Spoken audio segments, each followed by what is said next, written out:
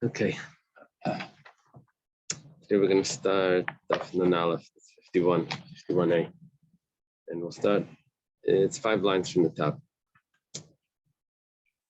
Yeah, we thank Hashem that we're able to learn every day.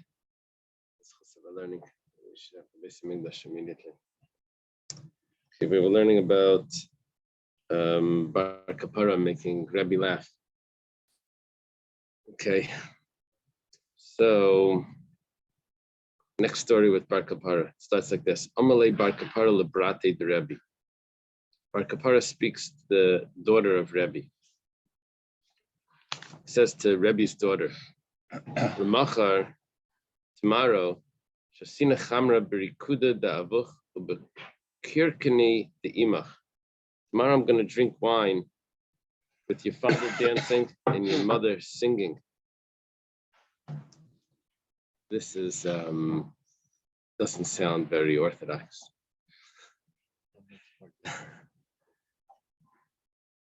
I think there's another version here to this. Here, they have it translated that your father's dancing and your mother's singing. Mother singing. Okay, that's if kirkani means singing, then that's what it's going to be. However, that's the gears of Tosfos. Rashi's commentary, the commentary called Rashi over here is your mother pouring me a drink. Kirkani doesn't mean singing.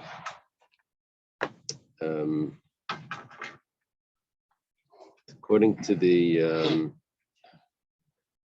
Ran, it does mean to sing and or make some sounds. To sing. What's the other commentary here? Oh, the Rush's girsa is the dancing of your mother and the singing of your father.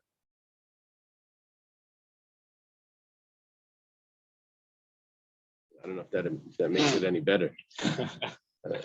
I don't think that's an improvement to the question of we don't have women singing or dancing in front of the men. You can hear a woman sing, you can't hear a woman dance. No, but you shouldn't be watching the women dancing either. Right, yeah. But if you maybe as far as I learned, like you could listen to a woman sing if you've never seen it. Those are leniencies, and here it doesn't apply. Here's interesting because it has notes and also like language interpretation for that. And it says that it comes from the root Hebrew of close rage. Okay.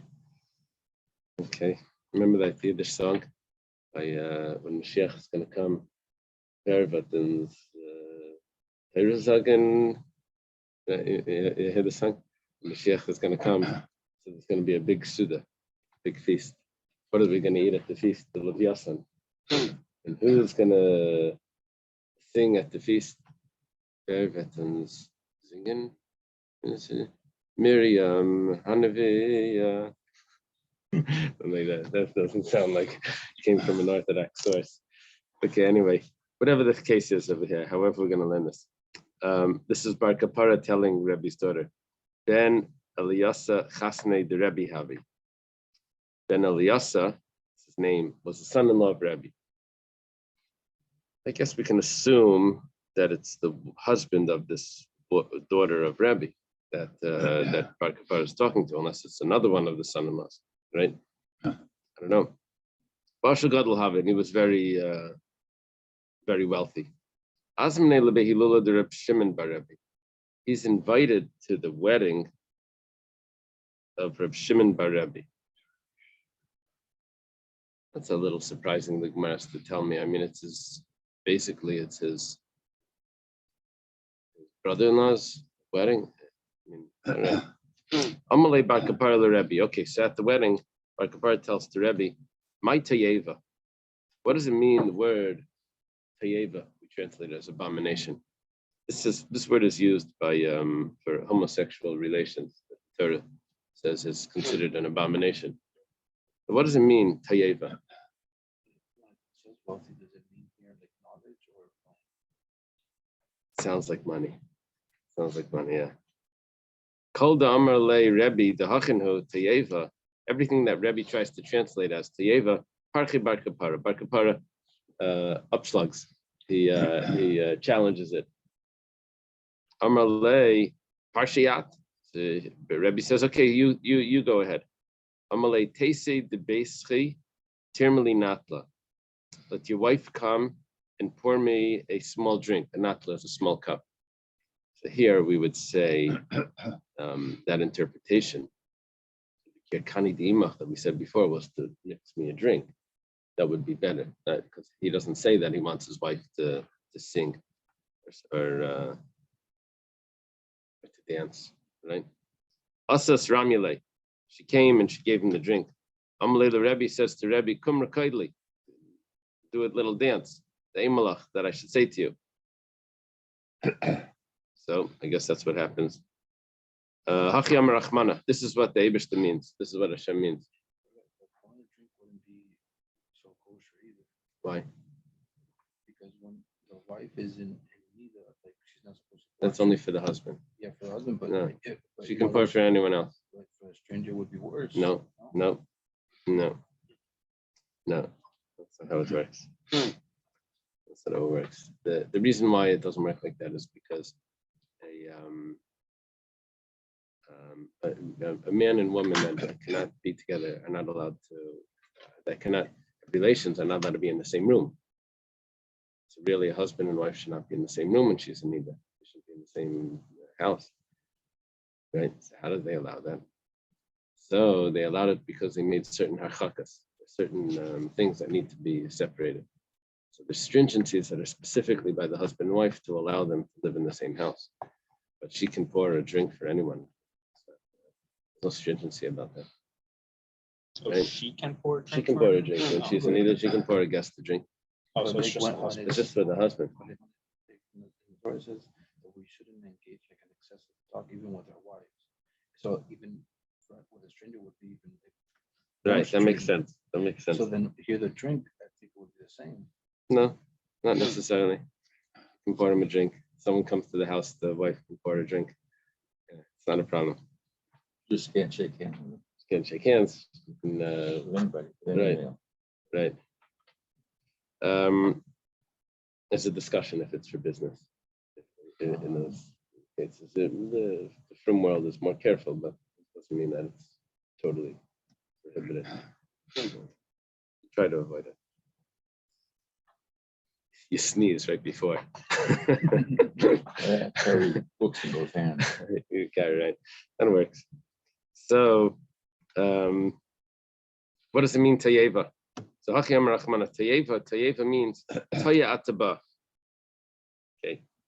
Taya means to stray, to get lost. You're straying from laying with a woman. You're going to a man. That's straying from the straight path. That's probably the term. Straight. That's the term. Taya. No, that's where it comes from. It's straight and Nowadays it's from.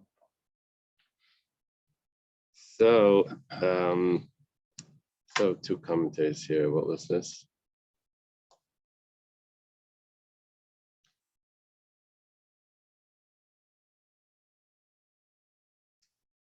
Must be taking a different term. The commentary of Rashi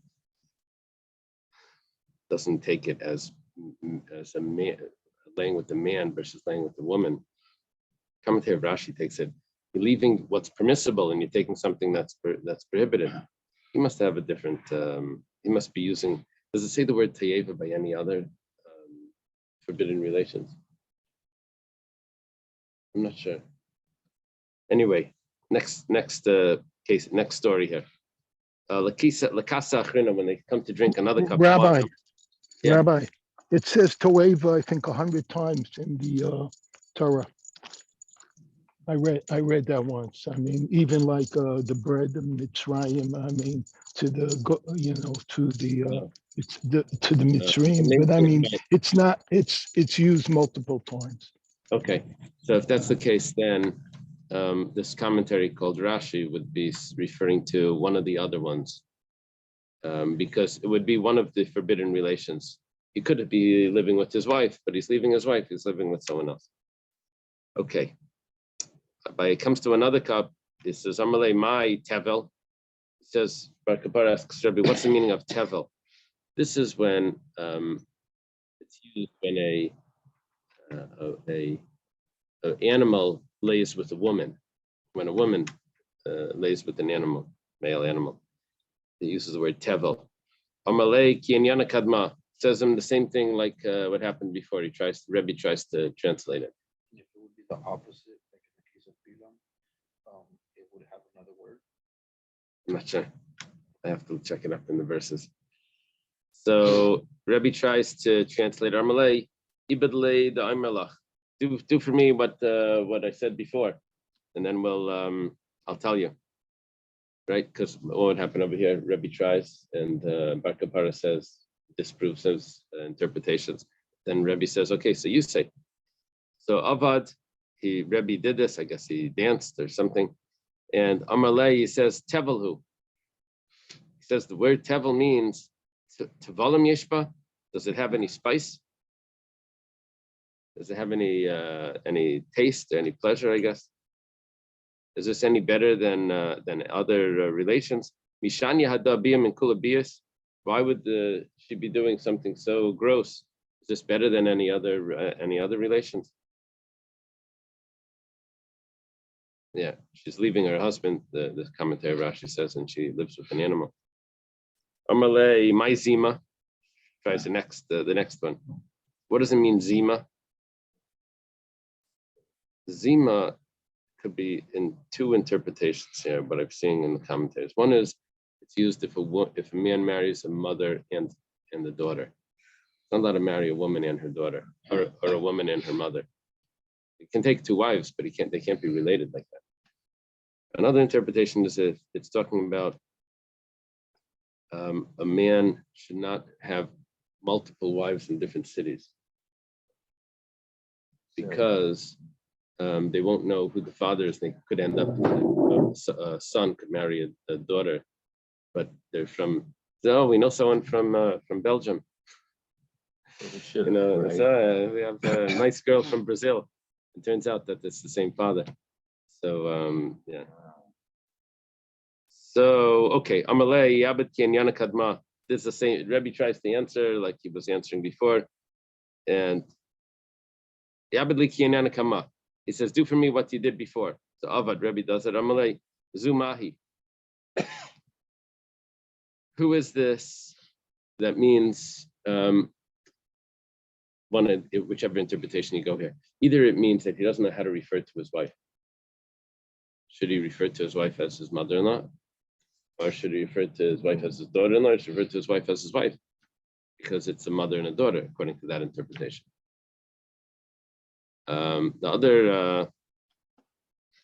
The other interpretation where he has multiple wives in different places, then it would be, who is the father of this child? Who is this referring to? Like, what's the lineage of this child? That's the word zima. It's a compound word. Here we learn first about like what's animal, and then we're learning about like innocent. And is there like a reason, like is it comparable? That's why they put like next to each other. No, what happens is when the Torah says the prohibited relations, it uses these adjectives to describe this is an abomination, this is a tevel, this is a zima. So Bar Kapara is translating what they mean, and he's making them into like they're compound words, and they're just joined together, and that's why it's coming out like that. But it looks like really this is a word that's when you spell it out, what it means is zumahi. What is this? Who is this? Okay, The Edim Zomami. that's zamam. Zamam is planned. I think there's scheme. Yeah. About the Brazilian girl marrying the Belgian boy. Yeah. I had that incident in my class. Oh yeah, you told us. Yeah, isn't that something? It's right up there. So Lo yachol ben alasa lemispal. The son-in-law was not able to endure what his father-in-law was going through. What Rebbe was to get the interpretation here. But I mean, when you look at this, Rebbe really cares about the pshat. He's ready to dance for Bar Kapara to tell him the pshat. But kam v'nafaku v'intesei mitaman. Him and his wife, they left the wedding. They stormed out. My ben alasa. There's a different interpretation. Who is this ben alasa? See the commentary here. It says, how do you know that he was so rich? The Tanya was starting in a brisa. Leilachinam pisa ben alasa smeisa. It's not for nothing that ben alasa scattered his money, squandered his money. He wanted to show people how the Kohen Gadol got a haircut. Pasuk in Yechezkel says that they would cut their hair. But what does it mean, this kasam yichsemu?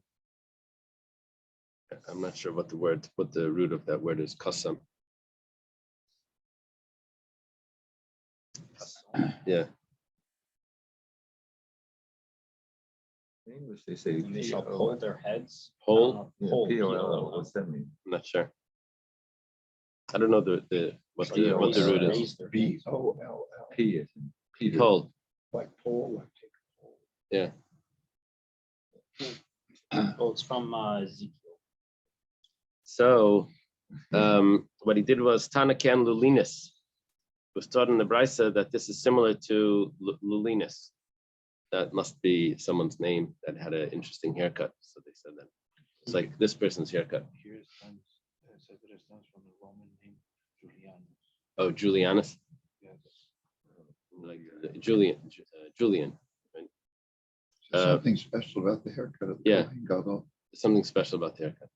My Lulinus. What is this Lulinus? This is a very unique haircut. Hechidami, how is this haircut? That the tip of one hair goes to the base, to the root of the next hair. It's a special Kohen Gadol. It sounds like they used a machine. Just cuts it nice and small. So, but I guess with the scissors that would be a little difficult. I saw another pshat in this commentary. I saw a pshat over there that it was that they actually had shaven in between. They had rows of hair.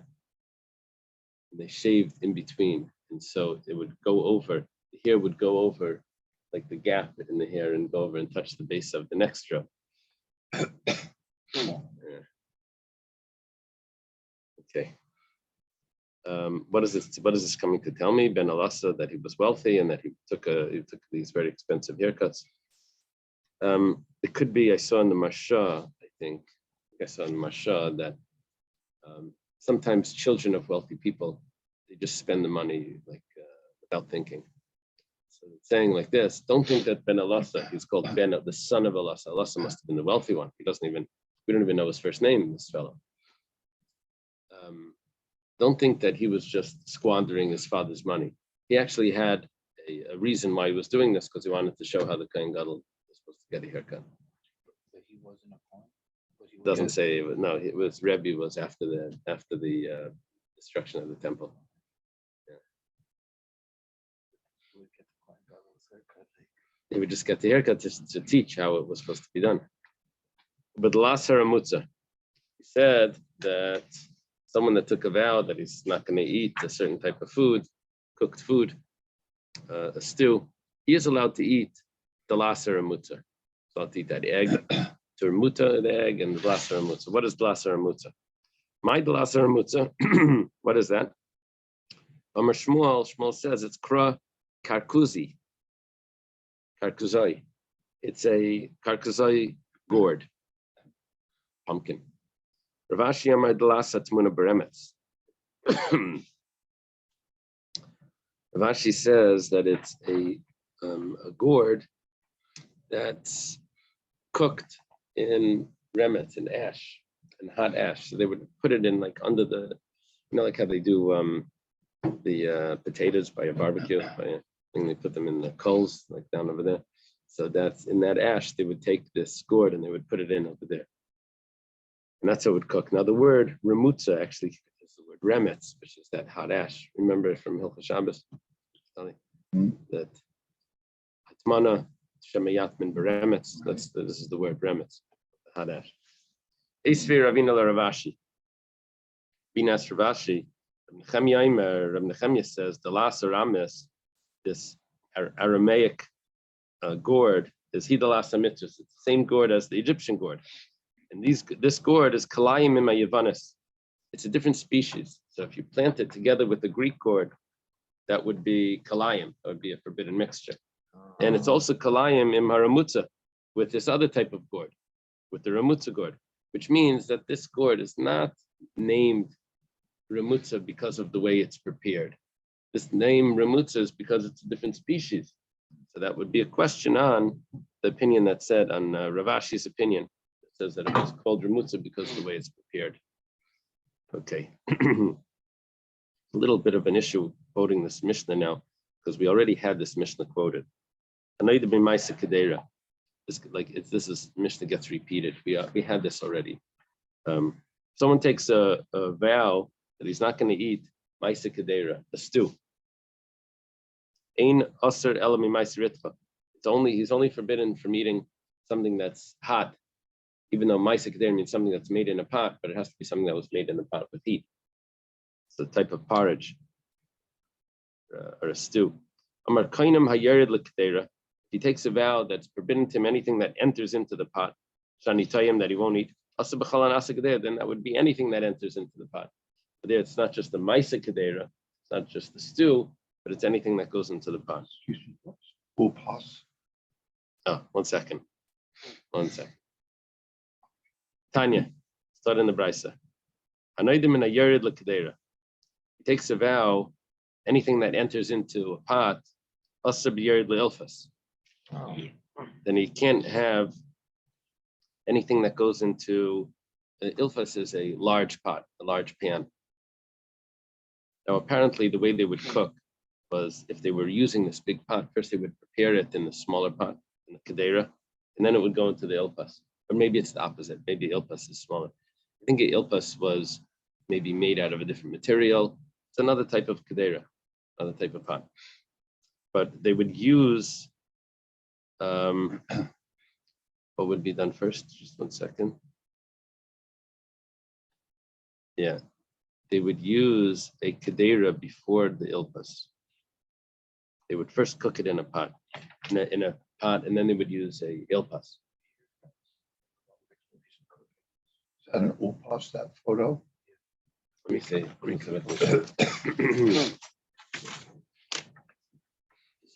A jar. It's a clay pot with a wide base.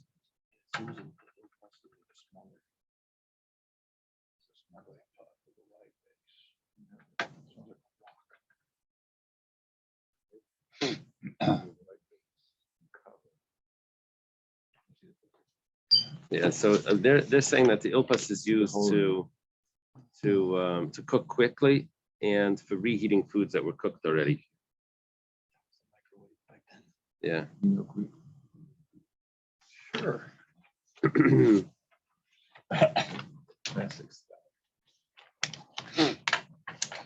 So if someone takes a vow that he's not going to have something from a kedera, then he can't have something that was in the that's cooked in the ilfas, because if it's in an ilfas, then it was already cooked in the kedera, and this is already considered some nice kedera. Ilfas, I guess, is the reheating. Yeah. And from Hilchos Shabbos, I didn't realize that. You only see that over here. In Hilchos Shabbos, it uses the term ilfas. On the other hand, though, if he says, I'm not going to have anything that's made in the ilpas, he is allowed to have things that were made in a pot, because how do you know? It wasn't necessarily reheated, right? It wasn't made in the ilpas.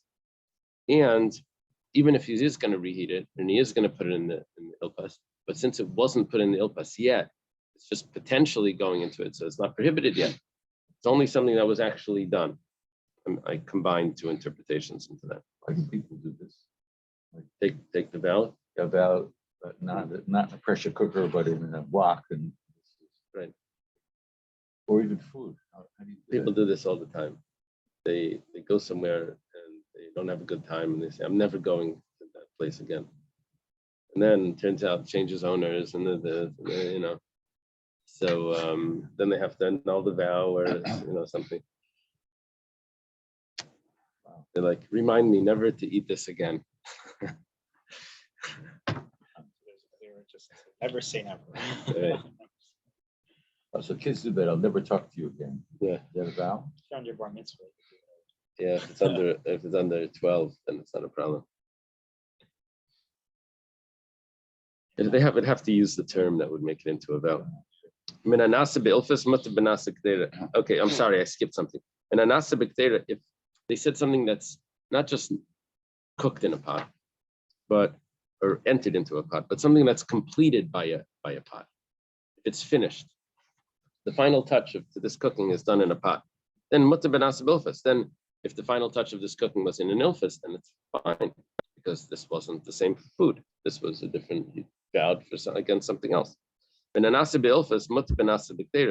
Takes a vow, he's not going to have something that's finished.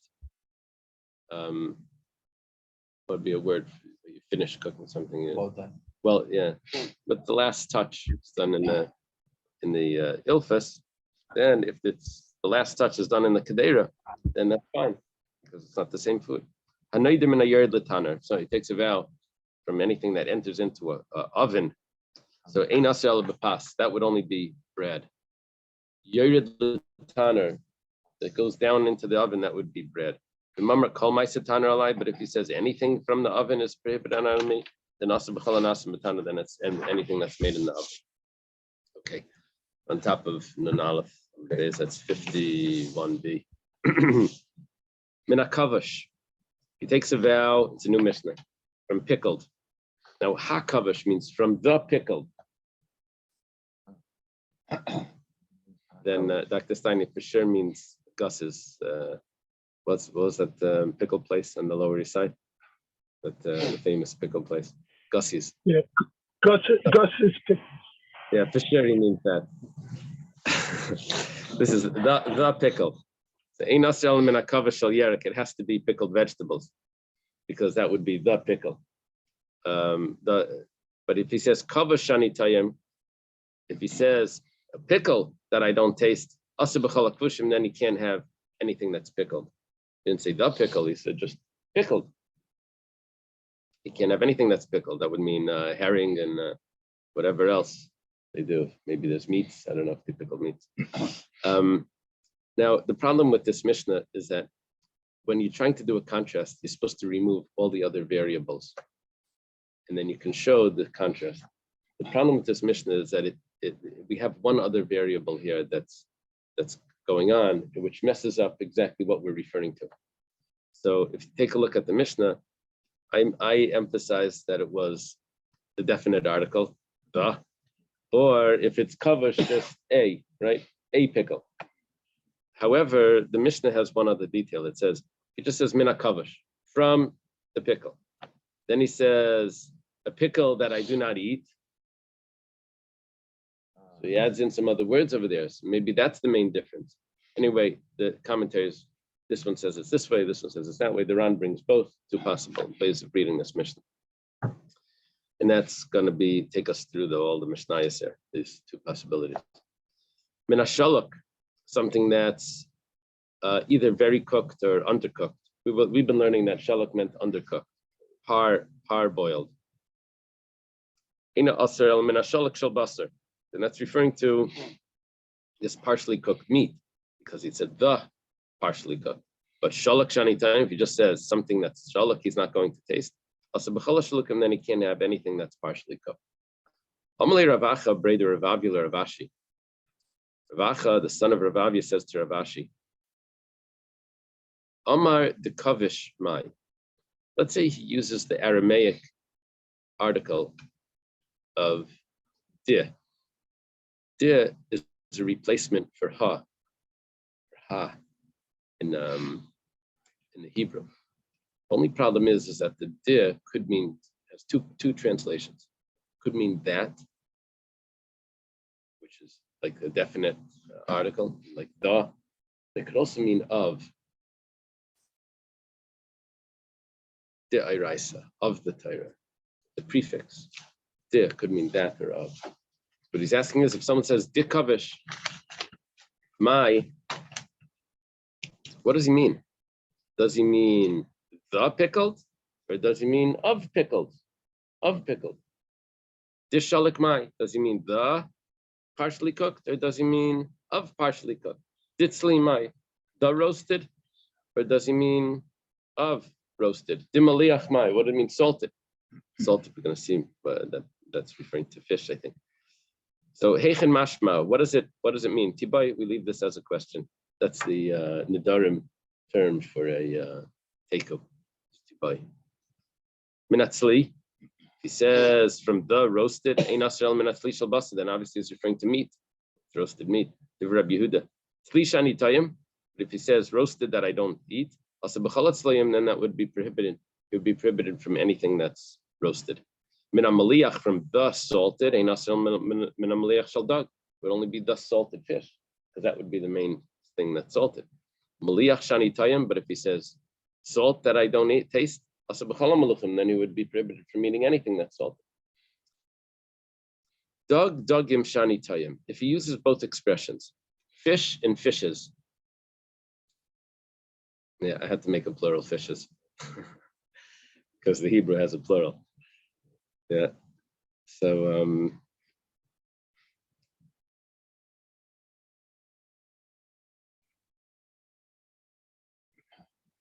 this could be I think they call it the collective singular. They have, let's say like Bnei Yisrael Yatsu Mitzrayim. Like that, you use a plural verb, Yatsu, they went out, but you can also say Bnei Yisrael Yatsa. It's possible for you. You're talking about the people. You could anyway, with fish. Flock. Right. It becomes it becomes like a singular, even though it's a plural, or the opposite. Sometimes you can have that. Anyway, here he uses both fish and fishes. So aser b'han bein gedolim bein b'ketana bein maluchim bein tefelim bein chayim bein b'vashalim. He included everything when he did that, because when it says the fish in a singular, then he's referring to a large fish. If he says a plural, then he's referring to small fish, sardines and those type of things. And he didn't mention if they're going to be salted or not salted or raw or cooked. He mentioned, so therefore he's prohibited to have any of those because he used both. And the chiddush over here is that we don't say, he started saying dog, fish, and then he says the plural fishes. We don't say that he's changed his mind. Rather, we say he is adding to what he said before. What is the reason that when it says salted, it means fish? Because when I think of salted, I think of meat, because they salt meat. No, but they didn't. That's a different sort of salting. That they salted it for a half hour, an hour. Here, salted means that they salted it to preserve it. This is the way they preserved it, was salting. Yeah. Before refrigerators. Yeah. Before the icebox. I remember in Rhode Island, the ice company.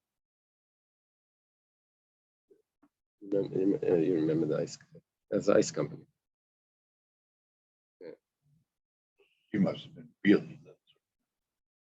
Yeah, I was young, but I remember there was in Rhode Island they had an ice company. Yeah, and They still have ice companies. maybe they have something like they sell the. Bring ice to your home.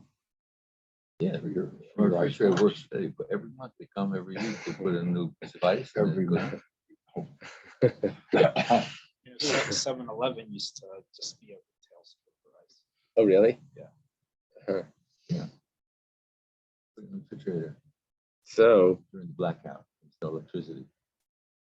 The ice makers used to, it's been on our block, because recently, in the hurricane, he had an ice, but it was far away, it was near Lake Okeechobee. There was a big ice plant that he would bring into the neighborhood Amazing. because the refrigerators weren't working, right? Right. No electricity. So I don't even know if people would know what to do. Right, they stuck. He would deliver ice, they put in their refrigerator and it would work. The ice was on the top, right? It was That was on the old bottom. days, yeah. In the old days, it was on the top. My mother described that. So, Nowadays, it's just hurricanes. uh-huh. You have that. So now we're holding, it says, however, he is mutter betris trufo betzir. And there's also something else over here that's left out. Murius is left out. Tris trufa is a chopped up, trufa means chopped up. Tris may be a larger fish. I don't know, tuna maybe or something. Okay. Tunina, actually, tris is translated as tunina, which means a tuna. If he says, he said fish, he didn't mean chopped up fish. He didn't mean fish salad, right? He meant fish. Well, it's either a large fish or a small fish, but it's not mashed fish. And it doesn't, he's also not referring to the gravy from the fish or the tzir, the brine. There's a brine and a gravy in the fish. If he takes a vow, he's not going to have tzachana. Tzachana is a combination of all different fish. That's probably the most similar to gefilte fish. It has some whole fish, it has some chopped fish, it's got everything in there. You know, Called bouillabaisse. Isn't that what bouillabaisse is? bouillon Bouillabaisse. could be, you know. So the only time you would see this is for Pesach. Sometimes people make their own gefilte fish. They get. So if someone takes a vow, he's not going to have this tzachana, which is this mixture of whole fish. It's basically small fish, but some of them are whole, some of them are chopped. Also, betris trufa, then he can't have the chopped fish as well. Umutter b'tzir murius, but he is allowed to have the gravy and the brine. Hanoida betris trufa, if he takes a vow, he's not going to have the chopped fish. Now, this is very interesting because now I have two versions to this, to the next word. Aser b'tzir murius, that's our text. And the Ran's text is mutter b'tzir murius. Yeah, it gets very complicated if there's a difference between if it's aser or mutter. Usually the variations in the text do not change it from yes to no. This is an extreme difference. Tanya, start in the Brisa. Shimon ben Elazar Reimer. Shimon ben Elazar says, Shimon ben Elazar is a student of Reb Meir.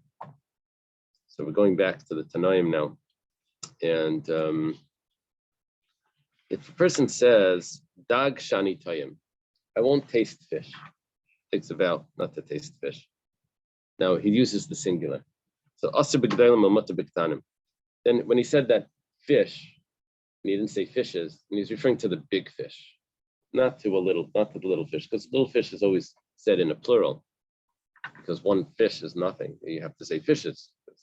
That would be the meal, would be several sardines, right? One sardine is nothing. Daga just means a female fish, right? How do they translate daga? It says fish, dog, or big. I mean, there's no plural that you say fish also. It's daga. Daga means fishes, or daga means a female fish? I think it means a female fish.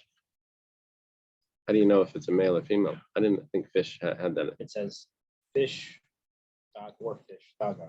Okay, it's definitely the term. Definitely in the tent in the it's a male or female tent. I think it's pretty weird, but I think that like after a certain age, like They switch. yeah. Think about seahorses, the male carries all the Right. a lot of strange things.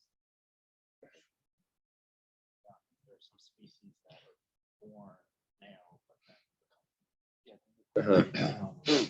So what happens if he says daga shani time? Then he's aser b'ktanim amata b'gdailim. Then he's referring to the small ones. Daga would be referring to the small fish, and not the big fish. Dag daga. Let's say he says both, similar to our Mishnah, but our Mishnah was dag dagim. says dag shani time. Also, bein migdalim bein miktanim. Then he's prohibited to have the big ones and the small ones. Okay. Amalei Rav Papa la Abaya. Papa says to Abaya, "Mimai the dag shani time gadolhu." When you said dag, how do you know that dag means a big fish? You have a source, the ksiv. Vayimen Hashem dag gadol levloyas yaina, because Hashem, what's the word for vayimen? He like prepared, summoned a big fish to swallow yaina, and it says dag gadol. It must be a big fish. The problem with that is vaksiv vayispal yaina Hashem alikav mimei adaga, but Hashem but yaina daven to Hashem from the belly of the daga. And daga, according to you, is a small fish. So was he swallowed by a big fish or by a small fish? And daga over here is the female fish. It says Holei kasha, that's not a problem. Dilma palta dag gadol abala dag katan. What happened was he was swallowed first by a big fish, then he was spat out, and he was swallowed by a small fish. I think in the Midrashim it says that he was doing fine and he wasn't davening. He was swallowed by the fish and it was just okay. So he gets swallowed by the female fish and there's no room in there because of all the eggs. And he's getting squished. So that's when he davens.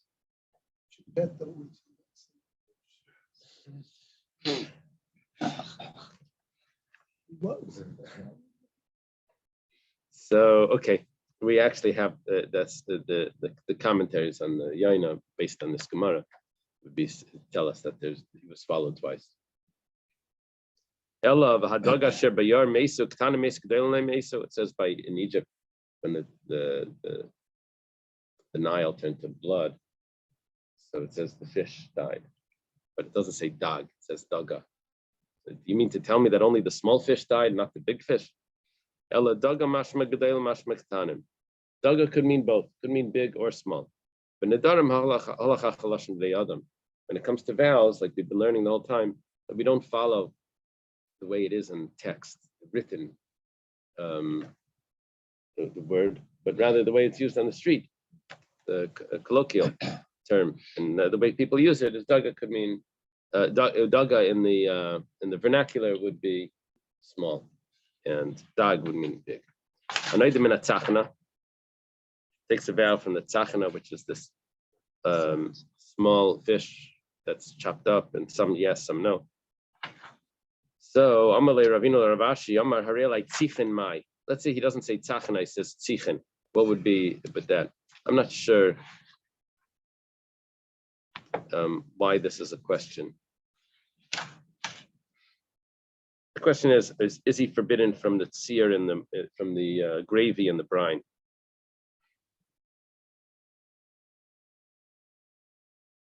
Okay. Let's leave it over here. Okay. Have a good day, everyone. Says he is permitted to eat. That's by Just by the tzachana, he's permitted, but what by the tzachan? What about tzichin?